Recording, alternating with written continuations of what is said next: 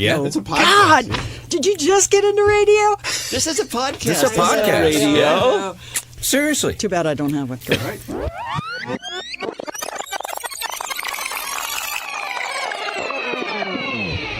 Welcome to the KLOS 50 in Reverse podcast, our highly anticipated second episode as we spotlight the impact 95.5 KLOS has had on rock and roll, radio history, culture, and the community it has served for 50 years.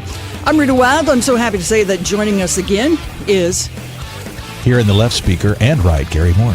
Gary Moore, afternoons 2 to 7 here on KLOS. Also, imaging wizard and all-around great guy, Stu Herrera. Hi. Good evening. Hi. I'm having a pistachio. Very good. Our healthy. special guest for the second edition is Tommy Hadges, a former international Wow. media consultant with the Pollock Media Group. He was also the program director at 95.5 KLOS for 5 of the most formative years of the station's history. I honestly believe the foundation that he built here is one of the main reasons KLOS has been able to celebrate its 50th anniversary this year. You are very sweet for saying that, Rita. Without Thank you. further ado, welcome Tommy Hadges. Tommy Hadges, Thank yay! you. I can't tell you how happy I am to participate in this commemoration of the early days of the station. It's wonderful. So I'm glad you guys are doing it, and too happy to be here. Yeah. This is so cool for me because we've talked before when you and Jeff were helping out at the radio station before, and it's been a while. I just want to know, when did you get here? How did you get this job? How does one in the days before the internet, and did you meet somebody at the conventions or did they come to Boston? How did this all happen? Let's have it, Tommy. Okay, so I was born and raised in Boston and did all of my radio up until the first 30 years of my life was centered in Boston. And I got this phone call from this guy that I didn't really know, Jeff Pollock, who was a consultant. He had been the program director of WMMR in Philly for a couple of years and had great success down there. So ABC, who owned... In those days, you could only own a few radio stations, and they had them in all the big major markets, and KLOS was one of them. Bill Summers was the general manager.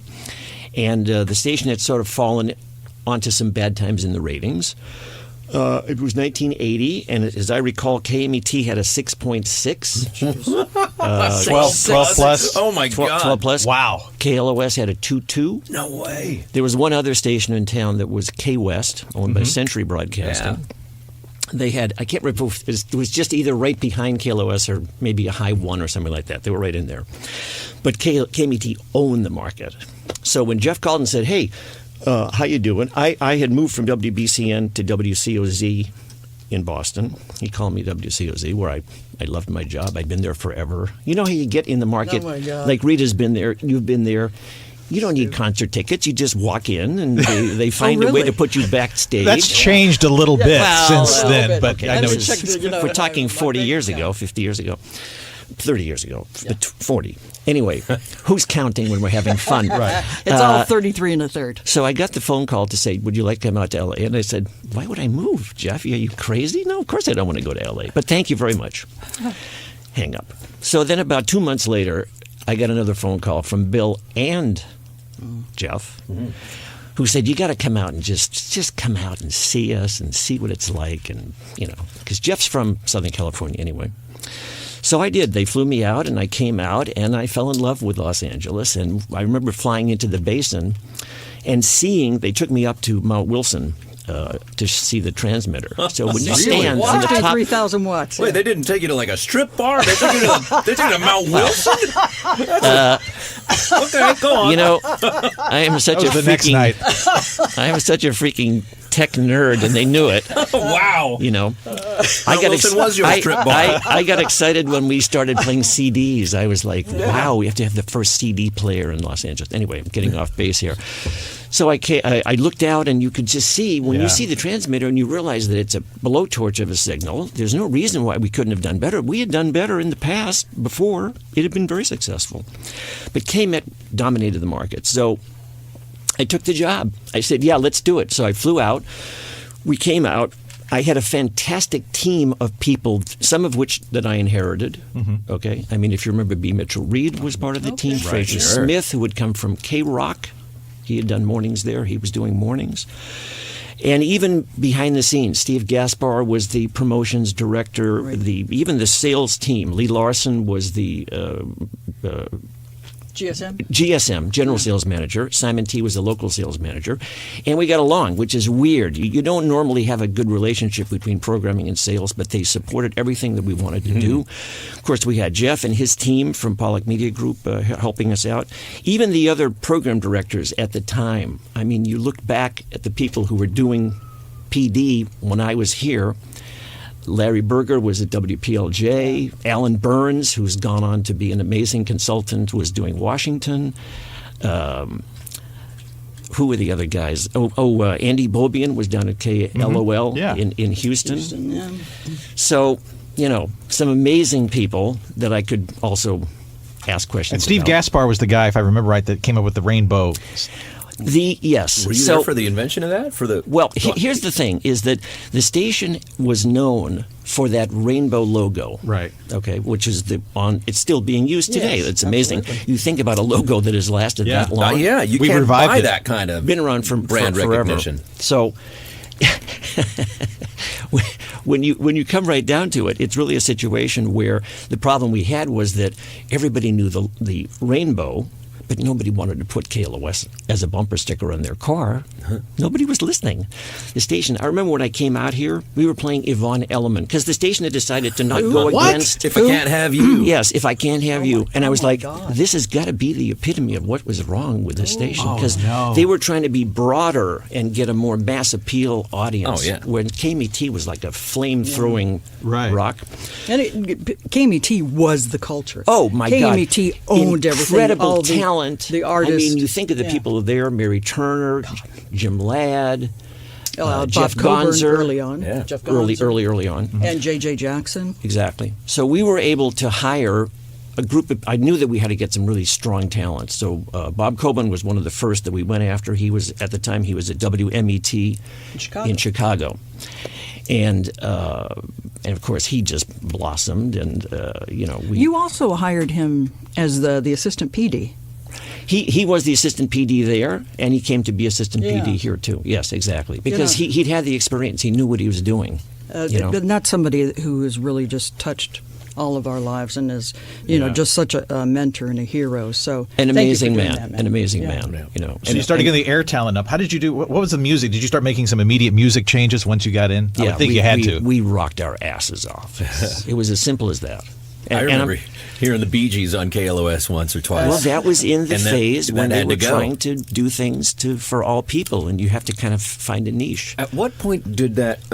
Right around this time was when Steve Dahl had the disco burning in Chicago, right? 79. 79. So that had That to be was- on your radar. Yes, just before I got here, because I got here in April of 1980. Yeah. Okay. So just to talk a little bit more about talent, we had Linda McGinnis, who we brought up from KGB-FM, who She was great. Fabulous talent. Wow. We eventually, the next year, hired Steve Downs because K West we pushed out of the format because we ended up with a 4-7 the first year. Wow. So we more than doubled, and we beat KMET. So it was like everyone was on first year, wow. the moon in terms of what we were able to achieve. And then we started getting some really, good people in through the front door. We hired Steve, who's a legend. Yeah. He's Mr. Halo also. Yes, he's from- Master Chef on Halo. He is. Oh, really? Okay, Yes. yeah. Oh, I didn't know. Oh, cool. Not Master Chef, Master Chief. Master Yeah. Chief. On Halo. But he's also a Master Chef. I didn't know that. I'd Wonderful. forgotten that he was on K West too. Yeah, he was He a was KZY, too. he was the program director. Oh. Yes. Okay, I didn't know that. So when you look back, assembled a great team, which we did, and also just be open to interesting ideas. So one of the first things that happened with the rainbow logo was, and I don't want to give anybody any credit for anything. Whoever came up with these things, we were a team. We came up with some good ideas. And somebody said, let's not put KLOS in there because everybody recognized the logo. We knew everybody recognized that rainbow, Right. or the racetrack, we also Right. call The it. Rainbow Racetrack. Rainbow Racetrack. So we said, whenever there's a concert, screw it that every single concert is KMET's. Every single freaking concert was KMET. They had the contacts. They had the record companies.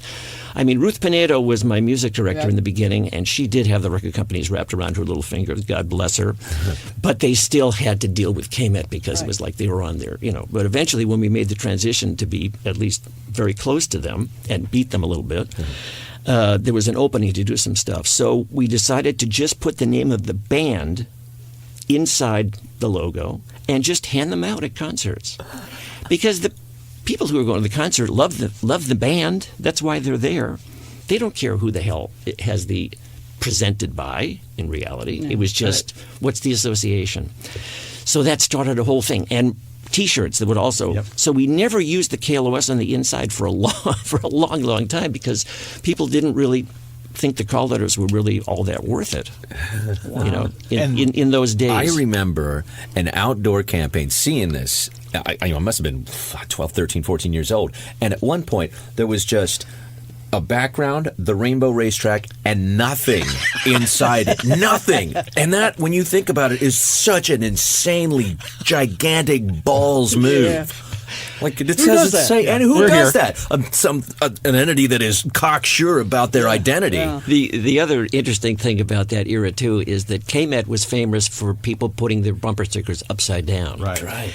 And so people started putting the band ones upside down. And we were like, whoa, we're really starting to get some traction now. People are realizing what's going on. Especially when you would pay for parking at concerts, too. Now, that's a great one. That was the other famous one, was with The Who. They were doing the sports arena. And of course, wasn't it the Coliseum? 82?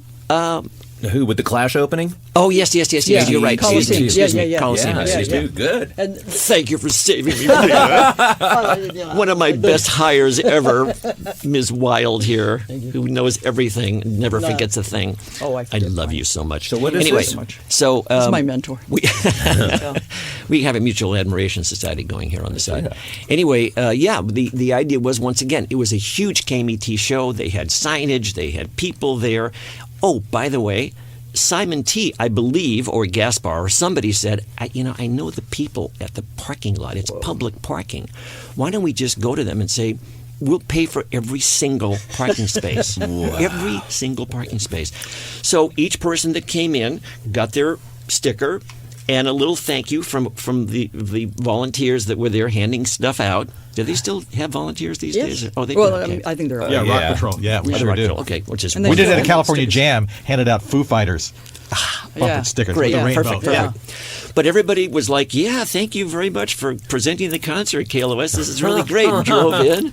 It's like, that stuff comes out of just inspiration, and it's the brain trust that comes up with these things. So. It's a true radio guerrilla warfare. It's in the streets. But that was a huge factor in everything starting to tilt even a little bit more, because KMET was pissed off. They were so I don't know what kind of legal action they took, or if they took legal action, or just like, how did you guys do this? But I think war was declared if it wasn't already. Did it ramp up? What happened? Let's put it this way: we were never able to buy the parking again because they were able to circumvent that and make sure that the parking, whoever ran it, was not allowed to do that again. It's like, hey man, when the Doors played Ed Sullivan, they said, "You'll never be on this show. You'll never play Ed Sullivan again." Hey man, we just played Ed Sullivan. Okay. The effect has already happened. Take that, right? Exactly. Can you imagine if you wanted to buy everybody's parking today at any show? It's $20, $25 to park at the Forum. I think at ELO it was $40, $45. Right. God. So times how many spots? There's your budget for the year. Yeah. No kidding. Exactly. Wow. Exactly. But that means to go to the show with an extra $5 for, I don't know, malt liquor or a T-shirt or something like that. That's a cool thing. That's 5 beers. You got more. You're going to a show expecting to pay all this money. Now you got some extra bucks thanks to KLOS. That just reverberates. Now, did you have the Who sticker that you were passing out at the show? Yes. Oh, for sure. God, that's great. For sure. So it's those things, and we had the wherewithal. That's one of the nice things about being with a part of the ABC group at that time. They had TV, they had radio, and those were the days when radio stations spent a lot of money to make a lot of money. Right. It was part of the process. It wasn't a matter of just trying to economize by saving costs. It was a different mentality. And it was a real show busy type vibe here, even though we were just radio. And, that's one of the things I had to learn about coming to Los Angeles. In most cities, TV, at least in the 80s, TV was number one, and then radio would be a strong number two. Here, movies are AM was actually second. Oh, And then yes. FM was Yes, that's right. Oh. Rita, very good point. Because we were always in the shadow of KBC. My God. Really? Oh, Oh, my my God. You God. would not believe Oh, the my God. attitude. Well, those kids on FM are doing it again, aren't they? That was the attitude. Yeah. And You not know? just here, but a lot of other stations. I was going to ask you, besides KMET, who else would you consider your competition, even sister station and other stations around, and why? Honestly, we were so focused. Well, we had K-West and KMET in our sites in the beginning, but then it was just KMET, and we wanted to be sure that we weren't doing anything to turn people off. When you had talent like Paraquat Kelly, who became a legendary name in the market. Just having the name Paraquat was fabulous. Just what a great idea to even do that. Mary Turner, as I mentioned, some of these other people, Jeff Gonzer, the people that were part of that team were excellent communicators. They were so, I hate to say the words hip because, of course, Frazier was doing too hip to kind of fight that at the same time. But they had it, and it was hard to get to that point. So, yeah, of course, there were AM stations. There were other stations. Look, KZY was around in those days. Mellow Rock, did you share any audience with 93 KNX FM at the time? They were doing kind of a different thing. Little bit, but not a lot, because they were really soft. Yeah. But in Orange County, KZY, I was. That's, Yes. that's AM, what I was very, listening very- to. The AM station was like, it was like, playing Ted Nugent. The GM's son said, "Hey, man, I want to hear that one from Ted Nugent, that live one where he goes, fuck!" And it's like, oh, great. That's perfect. Anybody wants to get mellow in here, turn around and get the fuck out of here. Yeah. So, And KNAC was another one, God, yeah. right? So. KNC was, I think, Rock and Rhythm at that time or something. Richard Blade, I know, was there. Yes, But- and K-Rock, we and we that can't was- forget about that because although that music was not really where we were in those days, that was a whole scene that was going on that was very vibrant, very important in LA at the time. Yeah. And I had come from those progressive roots because my original station, WBCN, was very much like the K-Rock of Boston. So it kind of was an interesting analogy. How did you know kind of where to draw that line? Like, okay, we're not going to play Devo, or we're not going to, or maybe you did, but I don't remember that. Yeah, that's my question, because it was all coming up, like we were talking about the US Festival. There was the New Wave Day, the Heavy Metal Day, and the Rock Day. How did you straddle that? Was there temptation to go maybe too far to the left or right, or how did you work that at the time? Because, as I mentioned before, what had happened before, which was the experiment to broaden what KLOS was doing, and it went too far. We were very cautious to not want to do that. And KMET stayed right in their lane. They were one hard rocking radio station. I would say until about 1983, 84, then they started going K-metal. You remember that? Yes. And I think they started rocking too hard, and then by that time I think K-West had been gone. Yeah. And by that time K-West the was new gone in music, 81. okay, and the new music They went from top K-Rock, 40. Right. Yeah, Power. was really starting to do damage, with the charts and gain leverage. But I think I got here in 83. Thank you very Yes, much it was for hiring 1983 exactly. That's it was. January 20th, I think it was. Oh, talk about the US Festival too. That was in Yes. '83. That we were just Yes. bringing that up. You're talking about concerts and Yeah. I and mean, that was- censorship and all the other stuff. Well, that was what Steve Wozniak and yes. Apple computers, yeah. Apple Computers, and they had the money. Bill Graham was the promoter who organized that. And that was the first in a series of festivals. I really was into doing remotes, getting people out, whether it was a matter of doing a live broadcast of an event. If we were involved with it, great. If we weren't, we'd just be outside talking about it. And that was the whole type of association that we wanted to get from the team. So very, very important to be part of those because they were social events. They were really something. And KLOS has always had a history of being a part of the local community and what's going on. And you know what? If it was a band that we didn't play, we dealt with it as a news event and as an event that people would still relate to, but we didn't necessarily have to play a song by them to exemplify what we were talking about them, if you catch my point. Like you would be out there on New Wave Day broadcasting with all the bands, and most of which maybe you didn't play, but you're still owning the event as it was. Exactly, and we probably, I don't remember exactly, but I'm assuming that we probably played some recordings that we had done with other bands that, previous day or next day or whatever in advance to just get that stuff going. But I love to do that type of stuff on the air. You were amazing. I mean, Gary told the story last time about how he drove into town from St. Louis and he heard the broadcast from the Coliseum, Bruce Springsteen. And, we had, I think Gina was out there, Gil Murphy was out there. I think I went over there later. Press box out in the parking lot, back at the station, up in the helicopter. It's 5 o'clock on a Friday, the last Friday of September. I'll never forget it. I'm right by City Hall, and I'm listening to all this going on. I said, that's the station. That's how you do it, right? It was a huge event, and KLOS was huge in doing it as well. It sounded like a major market rock radio station, which KLOS has always been. Covering it from like 3 or 4 different vantage points. At least, right? Yeah. We did have the ability and the largesse of being able to mount that type of a thing. I remember even just like when we would do Frazier from doing a blimp, we did his morning show, from the Goodyear blimp floating around or whatever. Or we took the team to Germany to the Rocktoberfest. With Scorpions. That's the Oktoberfest, but we, of course, renamed it the Rocktoberfest. And drank a lot of beer and had a lot of fun. So, but, it was nice being part of it. Bill Summers was, as I say, willing to do stuff to have the impact. And that's another thing, too, that, I gave you a lot of credit, but I think really a lot of credit goes to Bill Summers, too, because you left 85, and Bill kind of stayed through and, built that solid or built on the solid core stuff, the staff that you had already had, and built on it more. And also, being the one to say, no, we're not going to do that. We're not going to sell out to that. No, it doesn't fit the radio station. I have to tell you that is one of the great things that I remember in the relationship with general manager and salespeople that would understand that, no, we just really can't go there. Let's find another way to do it. Mm-hmm. And we were really good at finding other ways to do stuff because you don't want to turn down money, obviously. This is a profit-driven business. We're not crazy.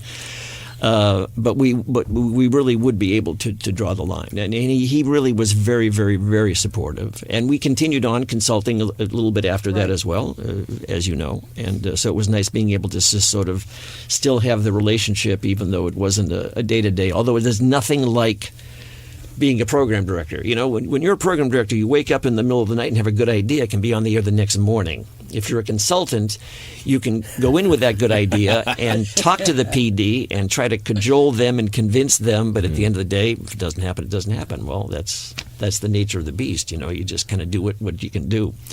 But being a PD is a very, very wonderful thing, especially since radio doesn't have the big turnaround time that if you were doing something on TV or doing something, in the motion picture industry, it takes so long to do any sort of a change. In radio, yeah, it's instant, especially these days, with the technology and so forth. Oh my God, it's changed so much. I want to talk a little bit about some of the personalities, like Frazier Smith. He had, you guys had the TV commercial, you had the movie, and some of the other things.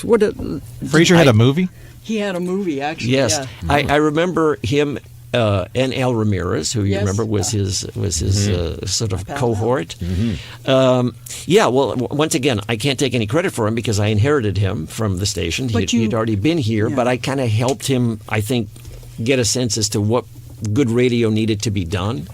He's so creative. I mean, he's still doing stuff for you guys, so you know what an amazing brain he has.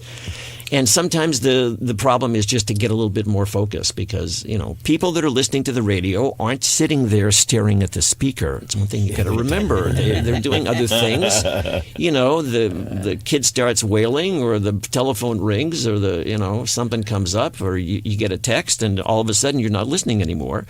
So you kind of have to deal with some repetition. You have to deal with factors about, keeping a focus on starting at one point, getting to the end and finding a good way to get there. Resetting and all that. I'm dying to know, because you were there for Frazier's flame throwing. He did a lot of crazy stuff. God, yes. And got in a lot of crazy trouble. And he must have dragged you into some of that trouble too. And you've got at least one or two pinnacle stories. I want to hear them. I don't know if I have a specific thing that I can relate to, but I can only tell you that yes, he got us into trouble over and over and over again. And part of that's good because that helps build the reputation of what the station's all Publicity about. you can't buy. It is. It's the word of mouth that people say, "Geez, did you hear what Frazier did yesterday?" And it kind of stabilizes. Hey, KLOS has a personality now too. Yes. It's with KMET, they had all these personalities. Now KLOS has, a strong morning man going into the rest of the day leading up through it. Exactly. Or when Frazier would do the, he every year he would do the Rose Bowl the parade. Rose Bowl. Thank you. Yeah. So he would do like a play-by-play of whatever was going on, and of course he would decimate these poor people who were trying to put their face forward and do their public service, and of course we get so many complaints the day after. Oh my God, January 2nd was like a disaster zone. Don't answer the phone for 3 days. It was terrible. I remember, was it Nell Benton? I'm thinking Nell Cain. Nell Cain, yes, excuse me. yes. Nell Cain, fabulous person, was sort of the public affairs person. Yes. And she would have to field all these calls and try to talk these people, off the roof. Yeah. And as long as they didn't get to Bill, I would just say, Nell, just handle it because I don't want it to get to Bill. Do not want it to get to But Bill. what about the tank? Was it on Wilshire Boulevard? What was that? Yes, of course. Well, yes, he I mean, whatever idea he would come up with, we didn't want to hold him back. Why he needed a tank, I'm not really even sure why it was, but he thought it would be a great idea. He did a couple of shows about it that involved a tank, because every morning with that guy, he would tell a story. He would write what would amount to like a play, and he would play all the roles. I mean, we had a couple of other features that he would do during the show, but basically every break he would just come back after a song and he'd just get to the next episode. Characters would play with him, and that's where the guy's head was going. It still does. It was very engaging radio, I have to say. The tank did not do well on the surface of the street, by the way, which Not became a lot of traction. became an issue. I heard there were some issues with lights and parking meters or something like that. Probably. The Public Works Department was not happy with Did you us. get to know them? Nell, could you just nail this first, please? Another mainstay that was a part of KLOS was a rock line. And that started while you were here. And the original host was B. Mitchell Reed, who was this top 40 guy who had been at KMET and then came over to KLOS. And Wonderful, wonderful gentleman who had the most amazing pipes in radio. If none of you have ever heard him, try to find something. He was a top 40 DJ, He was too. a top 40 DJ. Before for getting all sure, this stuff, for sure. And then he went to KMET, had a great career there, and then he got hired by KLOS. And he did the show. A guy by the name of Eddie Kritzer was the one that actually came up with the concept of the show. Rockline. And as you guys were talking about in episode 1 here of the podcast history, it's such a freaking basic, simple idea. Oh, I can talk to a rock star. That's interesting. So we were like, yeah, let's do it. So we agreed to be the originating station. So everything originated here. It was not here. It was at a studio that they did. That they had the origination at. But the lucky part for us was that we had the opportunity to have access to all of this talent that was coming in. And of course, whether it was Beamer or whether it was Bob that was doing the show, that was a wonderful relationship to have, because that stuff led to a lot of the... Look, it was a slow reversal, but people got to know that they could come here. We would treat them well. They still felt they had to spend some time at KMET because, of the history that went on with the station. But we slowly got on the good side of the record companies and the Was it originally conceived as, as syndicated? Like Yes. It's going to go, yeah. Yes. Right? So the ABC rock stations took it initially. And it then was syndicated to other stations. So if there was not Outside an of the ABC network. station in the market, but it was handled by ABC. So I know like B. Mitchell Reed, I think at the start of that was, I believe, 83. He'd gotten ill. Yes. And then I guess he kind of wanted Bob to do it, and Bob was just such a perfect choice. Perfect choice. Yeah. Because his knowledge of music was amazing. God rest his soul. And he also was such a gentleman. Perfect temperament for Yes. that kind of a thing. You're so right, because there wasn't anybody who couldn't relate to him as an act. He wouldn't drool over them. He'd sometimes ask the questions that we wanted to hear the answers to, that everybody was like, okay, well, freaking ask the question. Yeah. Oops. But, get it done, and he would do it. He would do it. But in the most genteel way imaginable. And no one ever walked out of that studio. No one ever got pissed off at him for anything that he ever asked. But he was very straightforward about it, too. And as I said before, his history, his knowledge of the music was just so incredible. And that's a thing about music. People like to, whatever genre it is, because in country music they've done this fanfare all these years. And in Nashville, where you actually get to go up, where you could go up and meet Garth Brooks, or you could meet somebody and get your album signed for years upon years upon years. And this was like another way to connect with people. Your idols in music. You may not be able to shake hands with them, but you can talk to them on the phone. I just thought that was and it still is, such a cool idea to do. I wish it was still around. Well, we got all the archives, and I believe our next podcast is going to be on Rockline. So we've got the producers fantastic. coming in here and stuff like that, Oh, great. which will be wonderful. Yeah. Another thing that separated KLOS from everybody else was its heart, and the listeners. Man, were amazing. The KLOS blood drive. Tell us about that. Well, once again, that was something that came from Nell Kane. and that department. Yep. We were looking for something that we could do on a regular basis, because I love the concept of doing something annually, because it's something you can build on. And then once it gets started, sometimes it's hard to get started the first year or two, but then after that it seems to take off. And who would have an argument with dealing with the American Red Cross? I mean, it's like the perfect connection. And I believe that even from the very beginning, we were doing, the exchange where you'd either get a concert ticket, voucher type thing, or a T-shirt or something in exchange for the blood. And I know that over the years it's just gone crazy, because you've got now multiple locations, and so many thousands of pints of blood have been accumulated. When it was brand new idea, was it done? Where was it done? At the station? It was just one. I don't believe it was done at the station property itself over in La Cienega, but it at was a high school, I think. Wasn't it? Yes. It was at a local high school that said that, once again, Nell had arranged it for us. That and hired we nurses found somebody. or volunteer nurses. Exactly. So it was just one location, and it was One day, basically one day. one location, and it was basically the jocks and whoever they could convince to come down to give their blood at the same time. What year was that? It would have been like 82, I think. it was, yeah. I'm thinking 82. Yeah. 81 or 82. Yeah. One of those, Yeah. But that's amazing to know that still continues on, and that also led into other things. I mean, we've known. We've been known for so many wonderful fundraisers and drives. But one of the first I remember that you organized was Rock Relief for Africa. Yes, and the association with those types of events went on even after I had left and had become a consultant. We were able to participate in them. We had the relationship going with the ABC radio networks, because we continued to consult the network. And so with the TV connection and with the radio connection, we were able to host some of the shows. I remember we had some wonderful times, whether it was in New York or Philly or in London. And those sorts of events have sort of grown into a mystique of their own, haven't they? Because people are always saying, well, they'll never be repeated, and then someone will come up with another one, So, Right. and they'll sort of top it. But it's a natural. The performers... I mean, I don't want to say that the rock genre is so unique. I'm sure that all performers deserve equal credit.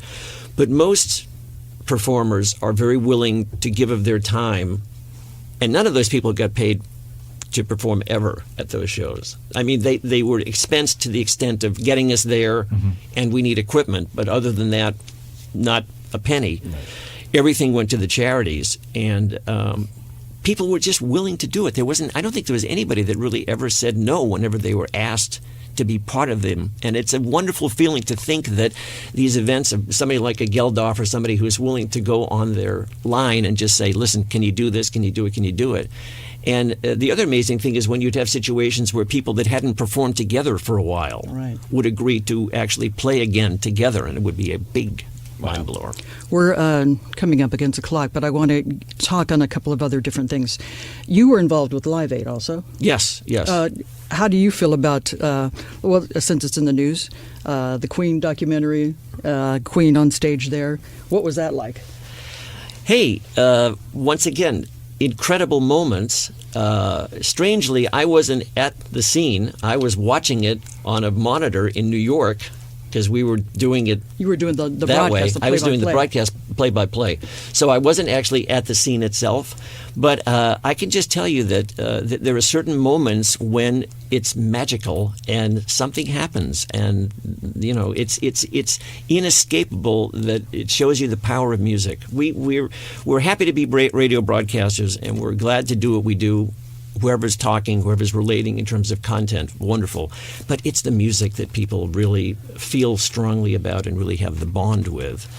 And, there's something unique about it. So, yeah, something like that. Amazing that the movie, by the way, the movie's incredible. Yeah, Rami Malek, oh my God. Amazing performance. We have time for like a few more. I just got to throw this out there. You had a special barber in Boston. How can you bring that up? I have to. How is that important? Yes, I did have a favorite barber, and I would go back to get my hair cut. Now, let me just say to you that... You flew to Boston when you needed a haircut? Well... Yeah, he's such a trendsetter. You know? Dude, that's really an LA thing to do. That's so LA. That's a big power move. Wait.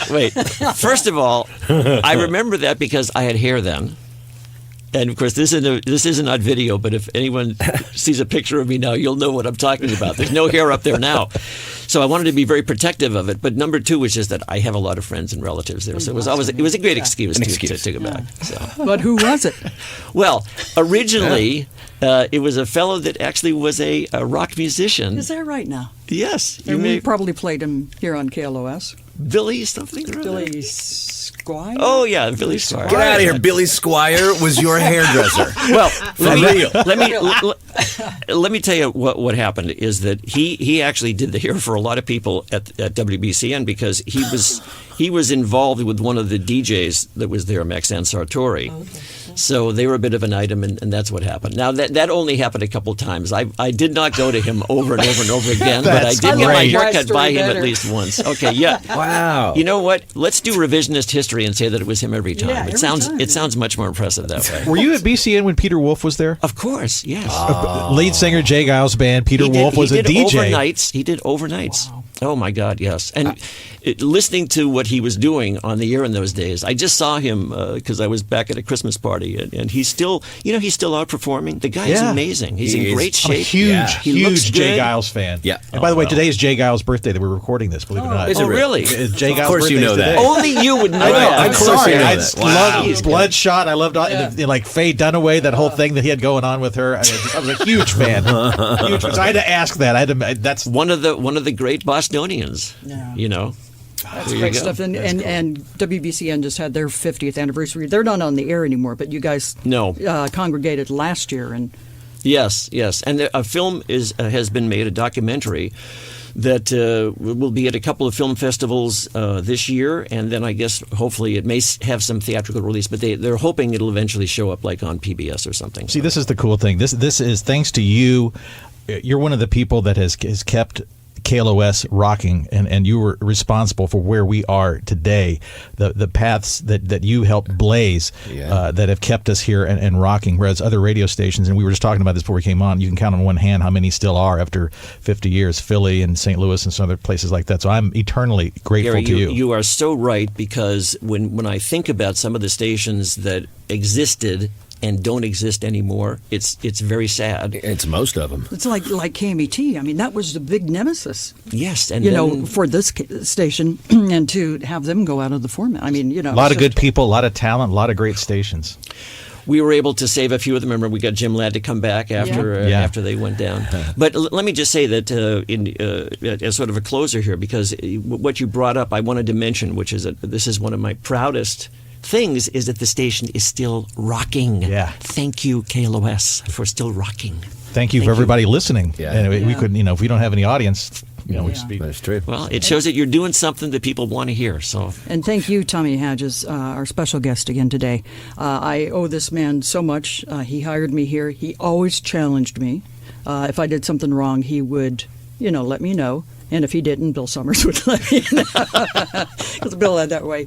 But I just want to say it was just an amazing time. You were the best boss I ever worked for.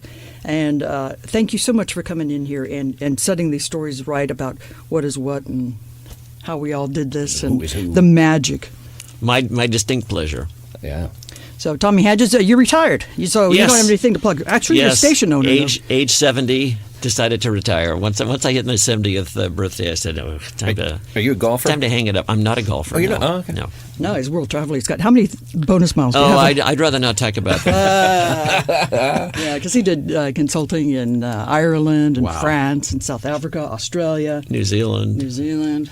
Thanks for all the amazing fun. stuff. Thanks for setting us up to this Pleasure. day. Really, really fun to see you all. Thank you so much. Thanks Real- for asking me to Thank participate. you so much, Tommy Hadges. Real honor. Thank you, Gary Moore.